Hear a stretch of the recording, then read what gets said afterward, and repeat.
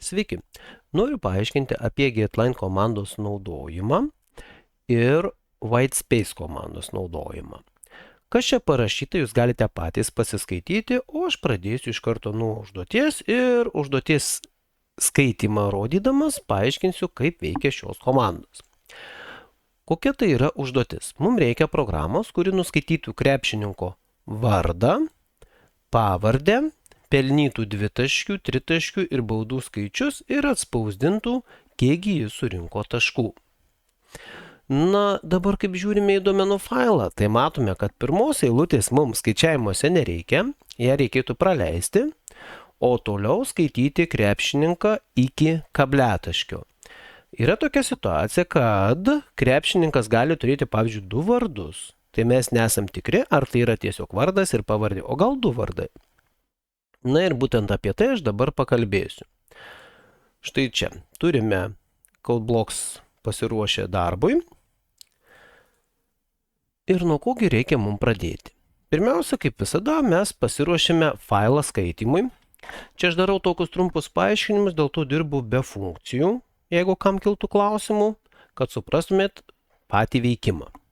Taip, pasiruošiu skaitimui. Pavadinsiu pavyzdžiui fin ir užsirašau, kad tai yra duota.csv.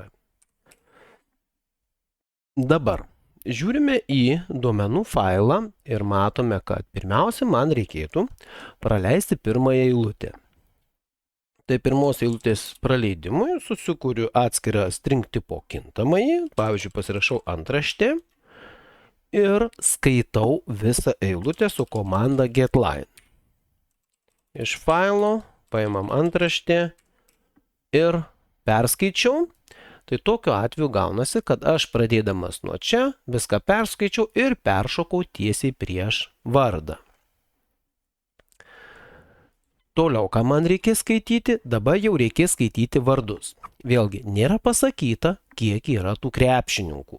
Todėl man reikia tokio skaitimo, kuris vyks tol, kol įmanoma kažką skaityti. Tai yra iki failo pabaigos.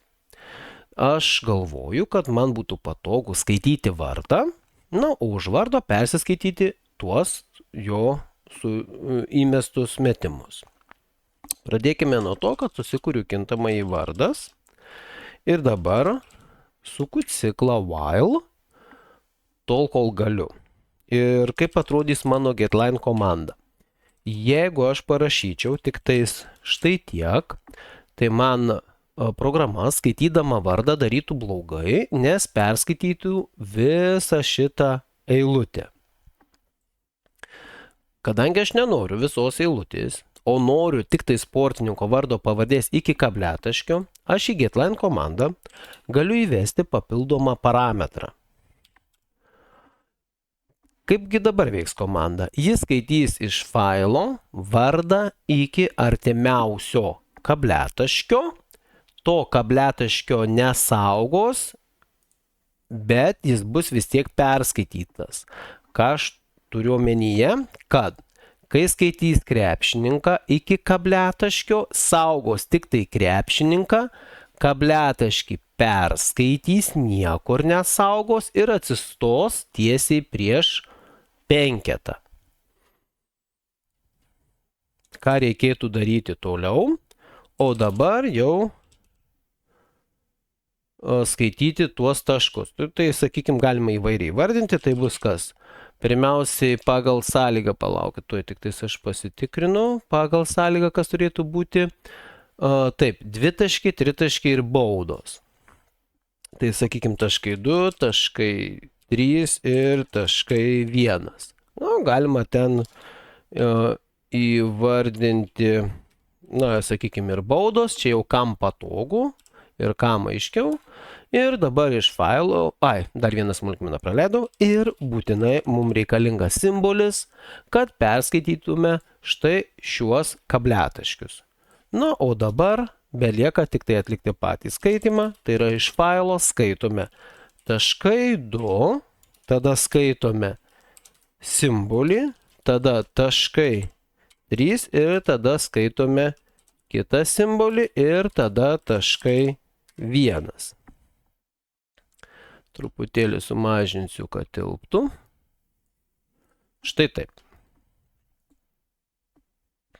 Ir galiu pasitikrinti, ar tikrai tuos taškus skaito. Nu, pavyzdžiui, taškai 2 ir noriu pažiūrėti, kaip jis perskaitė taškai 2.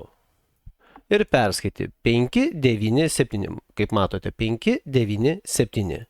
Lygiai taip pat galiu pasitikrinti, kaip buvo skaitomas vardas. Štai taip. Edgaras, Dovydas, Deividas. Dabar, kaip matote, kilo tam tikra problema. Perskaitė vardus, bet iš kažkur atsirado vienas papildomas tarpas. Kągi padaryti, kad šito tarpo nebūtų? Situacija buvo tokia. Skaitė vardą, viskas gerai, iki kabletaškio. Atsistojo ties penketu, perskaitė penketą, perskaitė kabletaškį, trejetą, kabletaškį ir devynetą.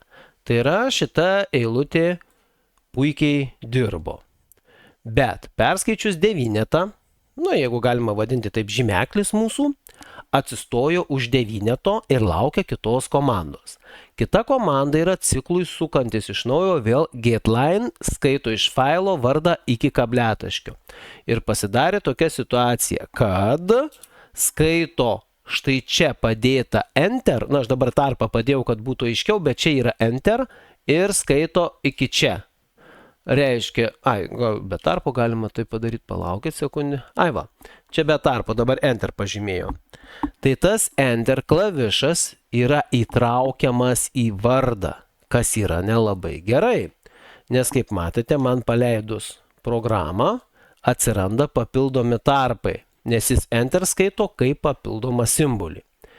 Kadangi man Enter yra nereikalingas, man reikėtų visus tarpus, enterius, tab klavišus ir kitus vadinamosius baltuosius simbolius praleisti. Tam puikiausiai tinka komanda white space. Rašom WS. Tai dabar patikriname, jeigu aš netgi štai taip padaryčiau.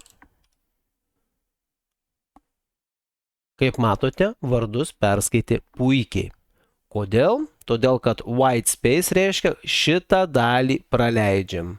Šitą dalį praleidžiam. Tai daug patogesnė komanda, negu pavyzdžiui naudoti ignore. Nes ten yra ribota komanda. Taip, kad visiems, kam reikės praleisti eilutes, rekomenduoju naudoti white space. Na, o dabar, kadangi jau yra sportininkai perskaityti, taškai perskaityti, belieka tik tais paskaičiuoti, kas, manau, jums visiškai nesunkiai pavyks. Iki.